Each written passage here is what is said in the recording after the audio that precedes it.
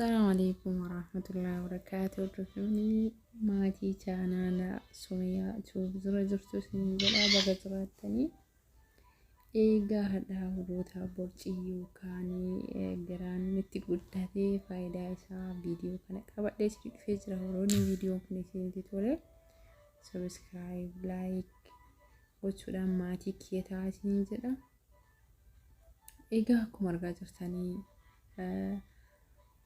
Baay'ee qopheeffadhee achi booda kammuuna namni wallaaleen jiru kammuuna biyya arabaatiitti jennuun kan yeroo nyaatas ta'e wantoota garaagaraatiif gala.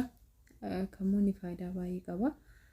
Akkasuma kun ammoo shaayii akdariidha. Shaayii akdariin gosa baay'een jira.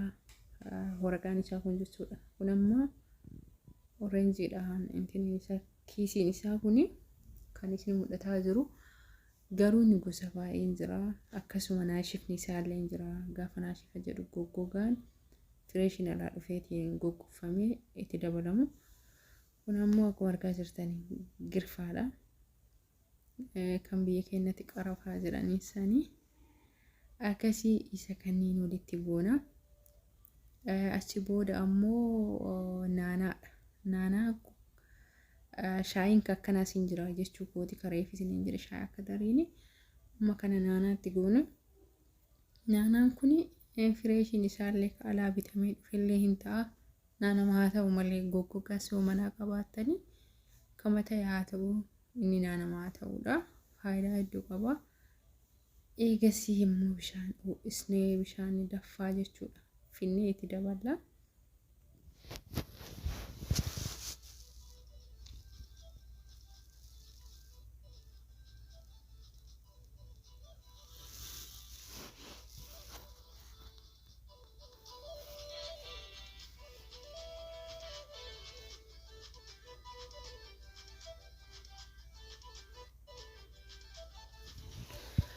Akkuma argaa jirtanii akka laayyeen wal namaaf fudhatu girfaan daakkamaan isaa qarafaanii bishaaniin dafee wal namaaf fudhatu akka biyyeetii akka malee bullaa waan ta'eef dafee wal namaaf fudhatu waliin dhuufsanii takka haqarree qorree jedhu akkasuma dhiiftanii yoo qorree dhugamu waan ta'eef dirqama miti akka shaayiitti dhuguu.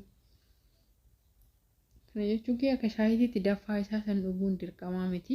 Haa isinii qorree qarraree kammoonni sitti ba'u kuni amma qarraree jira.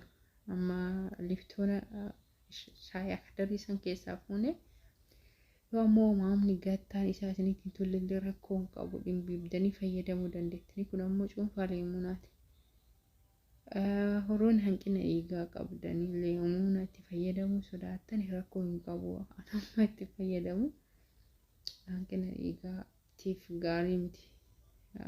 Ziyaada namarraa hir'isa waan ta'eef horoon ammoo feetanii cuunfaa isaa kana tokkos lamas kan amma adda kute kana jechuudha. Viidiyoo irratti kutamee jiru kana isa yoo feetanii tokkositti fudhachuu ittumallee godhuu baattanii gaariidha. Warroota keessaa yoo hanqina dhiigaa qabdanii loomii waan ta'eef isiniin ta'u akkasitti eegatti goonee cuunfinee kaanee jira. Kun kan isin dhuguu qabdanii sa'aatii irbaata halkanii nyaattanii ashaa akka biyya arabaatti jira. Musanii achi booda dhuddanii